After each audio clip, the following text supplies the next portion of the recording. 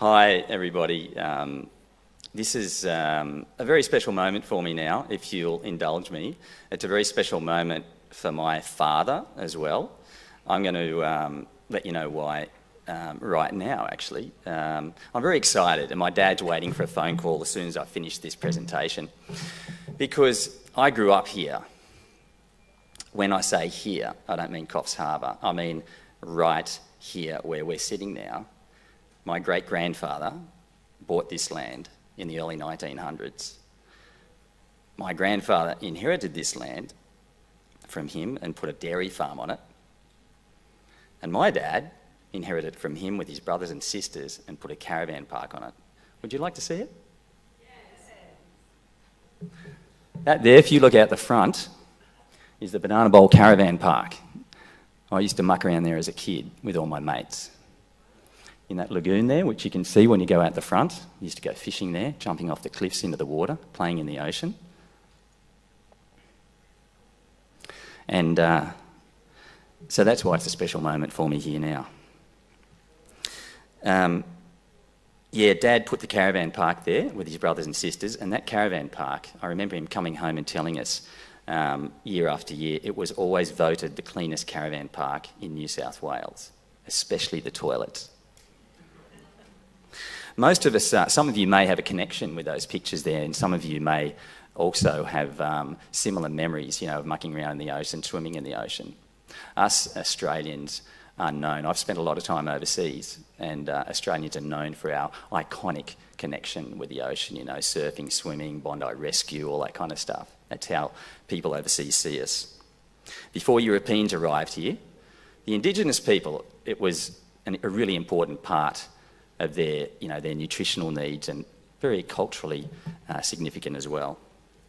Us Aussies are very good at playing in the ocean, but something I found out more recently was that 50 to 75% of the oxygen that you and I breathe was created, it was produced in the ocean by the photosynthesis of algae.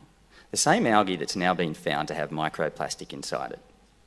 So have a think about where that's going. Tim has given us some great insight into how serious this issue of plastic pollution is. And plastic pollution and its causes, its impacts, its the scale and education and the solutions in particular have been a big part of my gig for the last 6 or 7 years.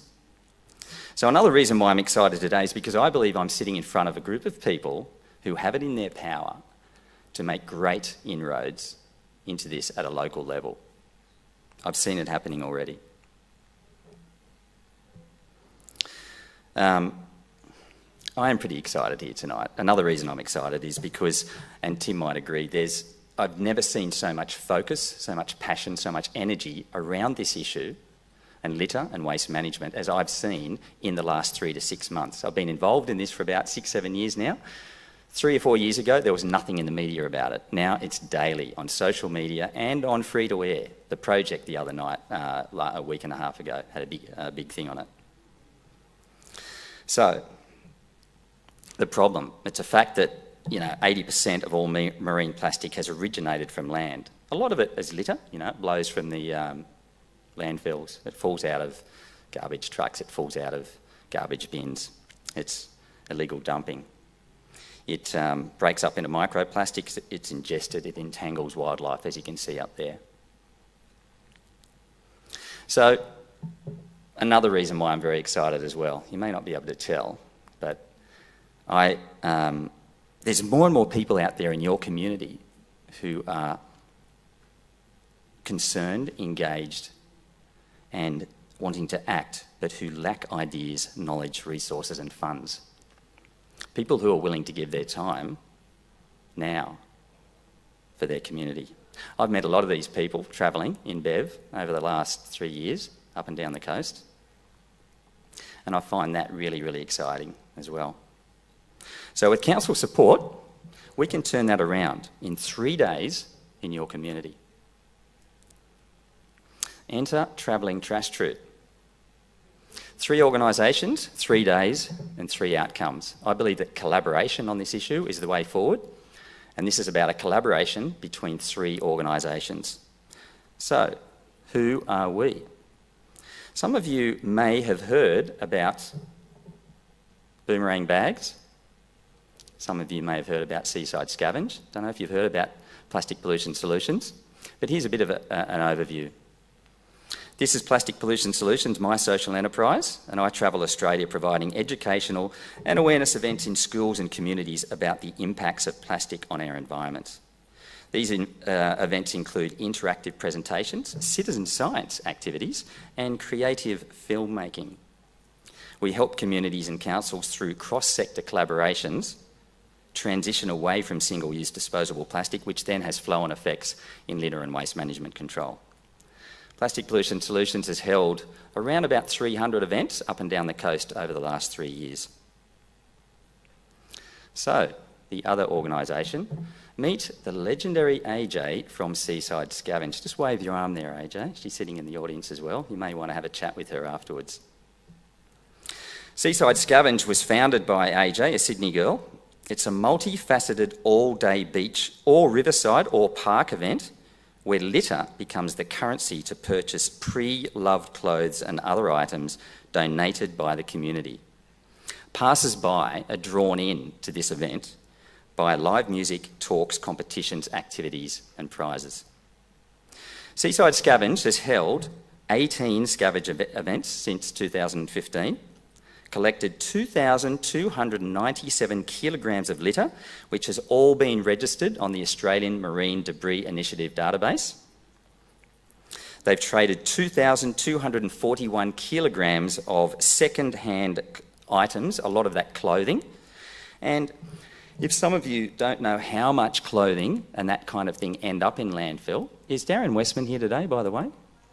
If you run into Darren Westman, who's one of the managers of Coffs Harbour Waste Management Facility handy bins, he'll give you an idea of how much clothing goes into landfill. Darren and I used to open the batting for Coffs Harbour under-10s here in Coffs Harbour back in the 70s, and he always used to make me face the first ball too, which I'll never forgive him for.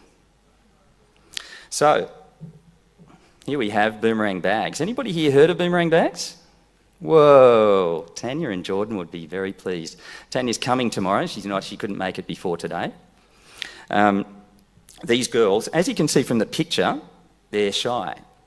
This is actually the only picture they have of themselves together outside their warehouse. So they're not only camera shy, they're PR shy, but don't confuse their shyness with any other kind of lacking in creativity and passion and zest for this issue. Boomerang Bags works to reduce the use of plastic bags by engaging local communities in the making of shopping bags from upcycled material. By recycling pre-loved materials, it provides a free and sustainable alternative to plastic bags. Boomerang Bags is an international movement now, yes. It fosters local grassroots initiative and community building and sustainability. Since their foundation in 2013, Boomerang Bags has well over 200 community groups worldwide. It has diverted nearly 20,000 kilograms of waste from landfill and made over 60,000 reusable bags, replacing over 42 million plastic bags. Bless you. So, over 3 days in your community, and it'll take 3 days. 3 days are required for us to carry out all the events and activities I'm about to outline. And those 3 days will be ideally a Thursday, Friday and a Saturday. And we want to produce 3 outcomes. We will produce 3 outcomes. A huge amount of careful planning and designing will take place before we even come to your community, which it'll take about 3 months. And we're committed to ensuring that our message is enduring and our events will help to trigger and sustain a litter and waste-wise community. So, on the first 2 days, Plastic Pollution Solutions will hold a series of highly engaging presentations and activities. These aim, in schools, of course.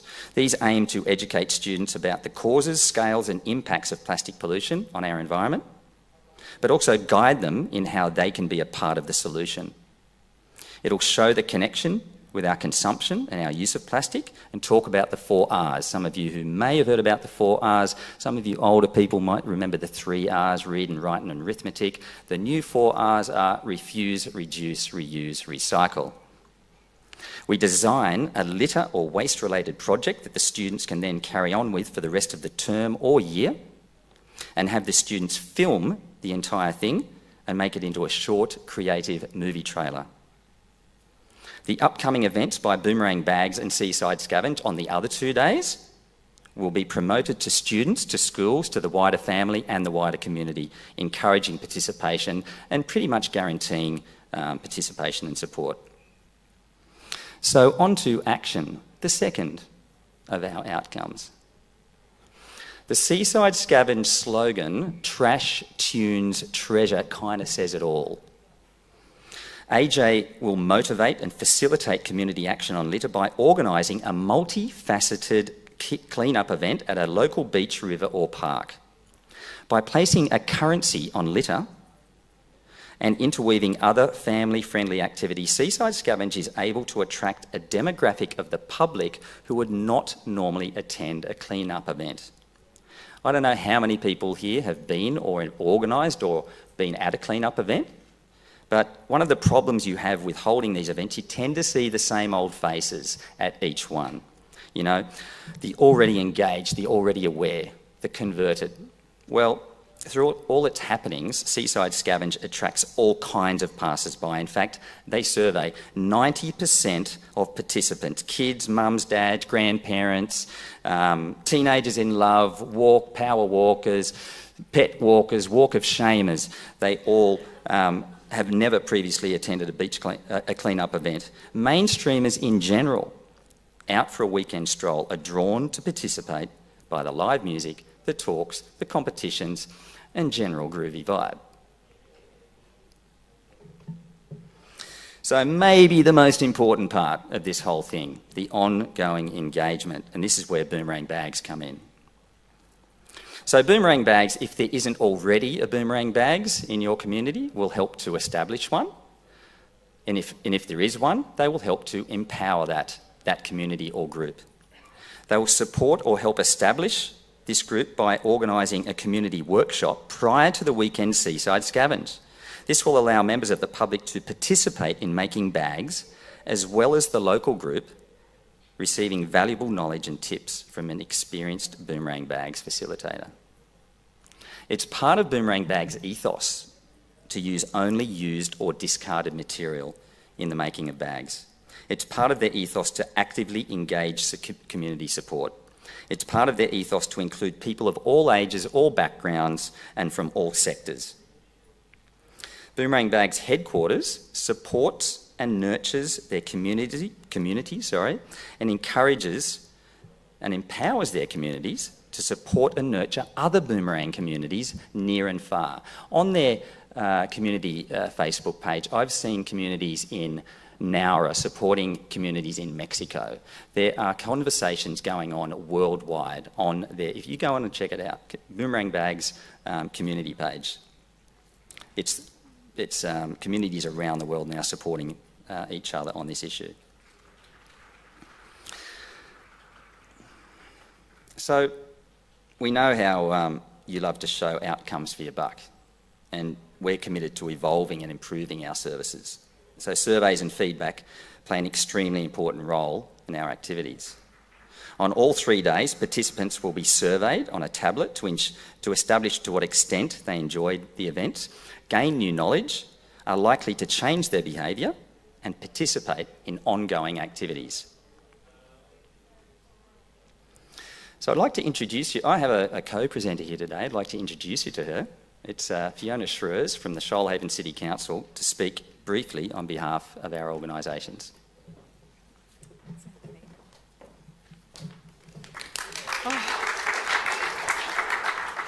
Hi. For those of you who don't know where the Shoalhaven is, it's just near Shell Harbour. So it's on the south coast of New South Wales. And we have established 5 Boomerang Bag communities across the Shoalhaven. And I just very quickly want to briefly tell you how we utilise boomerang bags and how we've used Anthony's services. So with boomerang bags, the most important thing to do is to find community champions. The boomerang bags is all about community. It's not about council. It's about community and community champions. And those champions will come out of the woodwork and they will find you. You don't have to go looking for them. And the thing about the community champions is that they will surprise you with their hidden talents and their connections, because they know people that you don't know, and they can go places where council can never go. So go the community champion. Also, boomerang bags is never pitched as a council program. It's always a community driven. And our council stayed in the background, but we offered support all along the way to those community champions.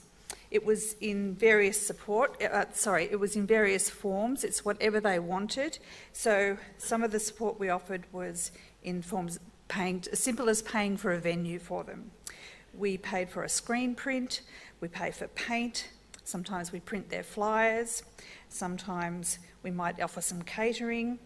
And a really important thing that didn't cost me anything is providing storage of the bags when they're made, waiting for a launch, or storing the donated fabric, because you do not have to go far to find donated fabric, second-hand fabric I'm talking about. The other thing that doesn't cost council anything is just being there for moral support. Some of these members of the community are so passionate that they're out there doing it and trying to get people to come along on their journey, and sometimes they just need to talk to someone who understands what they're going through. So to me, being on the end of the phone line or an email can often be just the moral support that they need.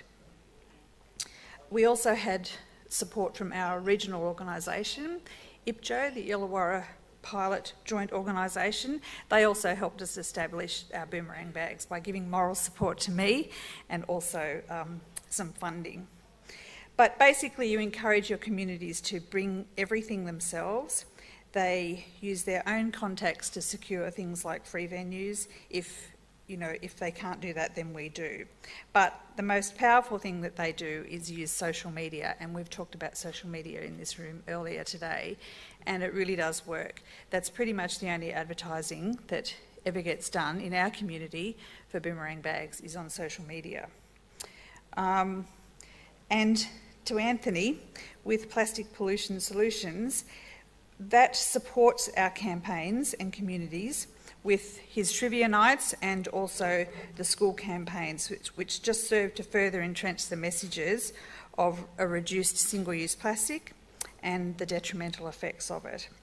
So from preschools to high schools, Anthony actually gets the job done for me. He contacts the schools, he organises the schedules, and he ensures that all the council requirements are met. I have a series of things that I need to see and I need to have outcomes. He ensures that happens. And at all stages, he ensures that the curriculum outcomes are met. Those of you who have ever worked with a school will know you will not get past the front gate if you cannot meet curriculum outcomes. So Anthony does that very well for us.